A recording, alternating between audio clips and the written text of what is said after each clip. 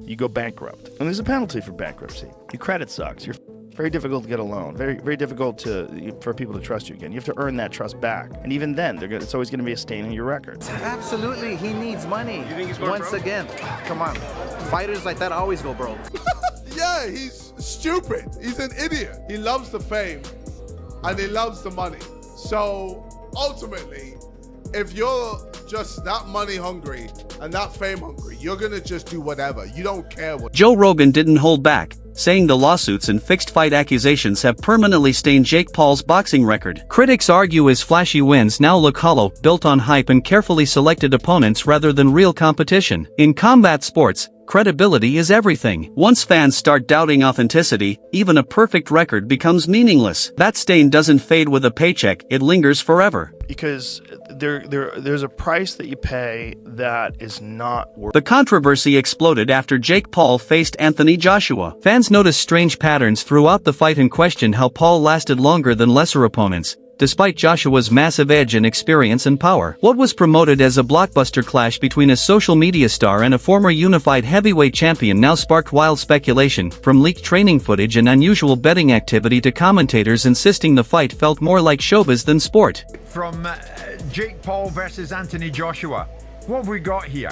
As I look at it, for the fans, it put boxing still on the map because it keeps boxing relevant.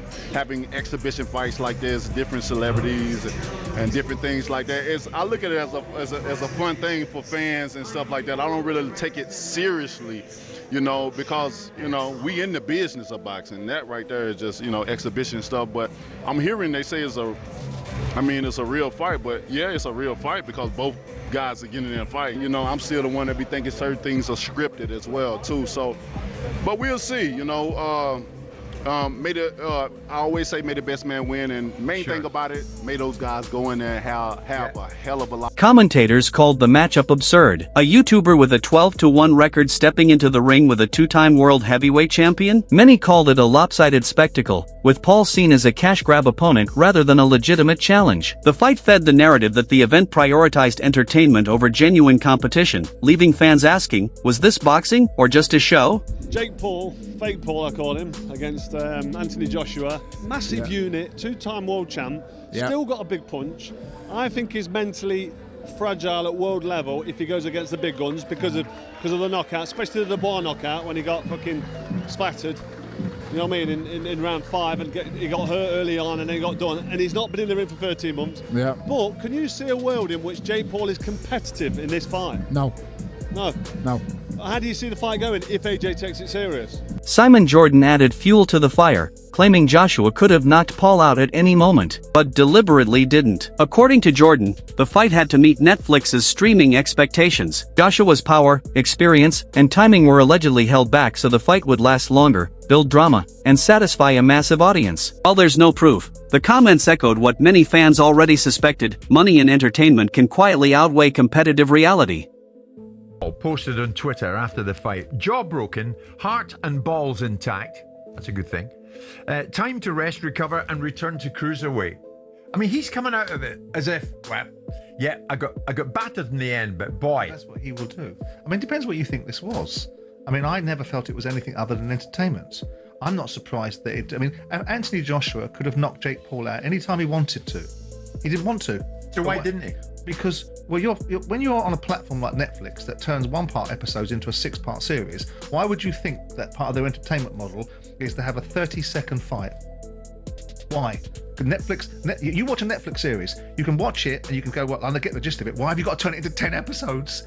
Because I'm dying with boredom after episode. Are you telling me that Netflix probably emphasised, listen guys, take this as long as you can? Anthony Joshua didn't step, irrespective, I sat to all these guys, whether it be Spencer or Paul Smith, talking about the fact that Jake Paul couldn't run, didn't have the footwork to be able to move around. Ryan Garcia also weighed in, comparing Paul to Gervonta Davis. He suggested Davis would have hit Paul harder or ended the fight more decisively than Joshua did. Experts agreed this was not elite-level boxing. Even after the fight, critics argued the Paul-Joshua matchup should never have happened, questioning its legitimacy in the sport. Fair play to Jake Paul.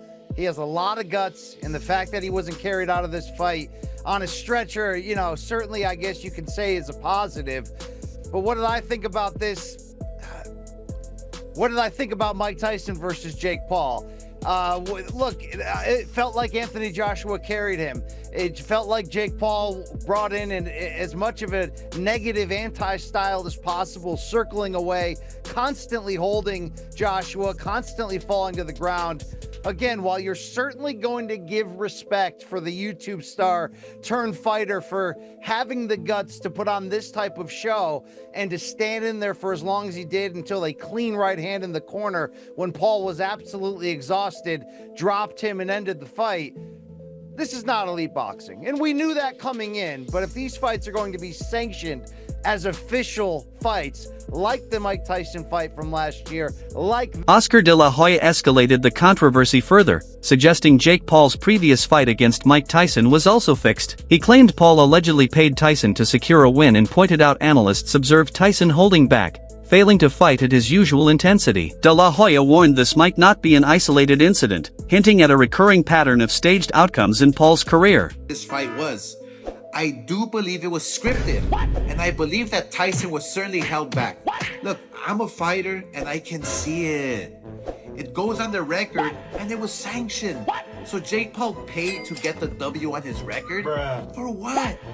For your own personal satisfaction? Bruh. I keep telling you, if you want to be a real fighter, like you say you want to be, While Tyson denied the allegations, his lackluster performance left fans disappointed. For someone of his caliber, the absence of his usual fire raised doubts about whether the fight even belonged on official records. The performance left a cloud over the legitimacy of Paul's career. Recently broke some news about how he spoke to one of the Paul brothers and that they had an agreement that no one was supposed to get severely injured and that the fight had to last at least through the 6th round. As I was watching the fight, I'm like, damn, it looked like Mike came out a little hot, and I saw him do this one thing where he kept biting his gloves. I know there was a big age discrepancy here, right? Jake Paul being 27, Mike Tyson being 58, of course. But I'm thinking to myself, I'm like, is he biting onto his glove to hold back? Because it looked like he had something there. Even some of the jabs Mike threw, I'm like, he stopped his punch. I'm not trying to be conspiracy theorist here, but thinking to myself, I'm like, I don't know if Mike completely exerted himself or he just got really tired. I don't know about it being rigged or not, but I do feel bad for people who really are invested in the sport. You wanna know why I also think it might be a bit rigged? When the fight ended, Jake Paul kept calling out other fighters and he kept referencing, you guys need me, you guys need me. And I'm realizing he's meaning his money. So if boxers and people in the industry know that, hey, if we go get with Jake Paul, we'll make X. Critics also highlighted unusual rules in the Paul-Tyson fight that allegedly favored Jake. One clause reportedly penalized Tyson financially if he knocked Paul out early, raising concerns that contractual stipulations might have influenced the outcome, rather than competitive spirit.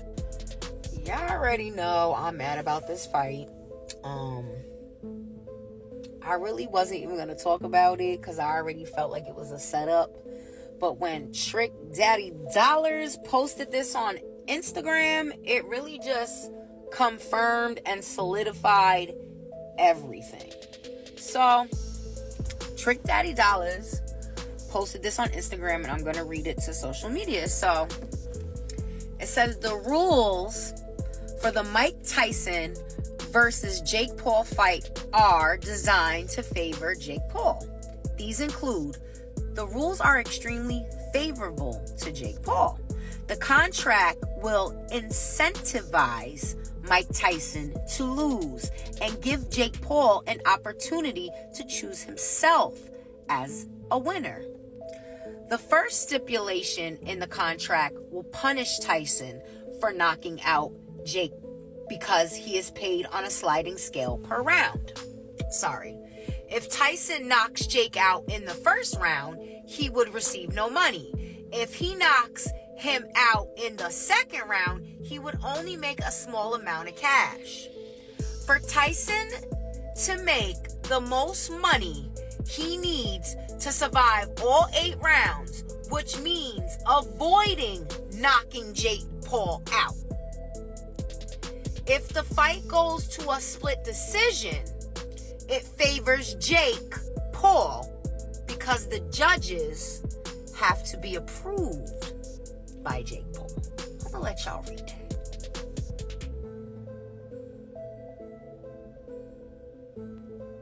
I knew it was a setup. Because you know what? Mike Tyson had a lot of open air opportunity to smash Jake Paul. David Hay added perspective, warning Paul might underestimate the challenge of facing a true elite fighter. Previous allegedly scripted fights could give Paul a false sense of confidence, but Joshua refused any scripted arrangements, ensuring the bout would be a genuine test.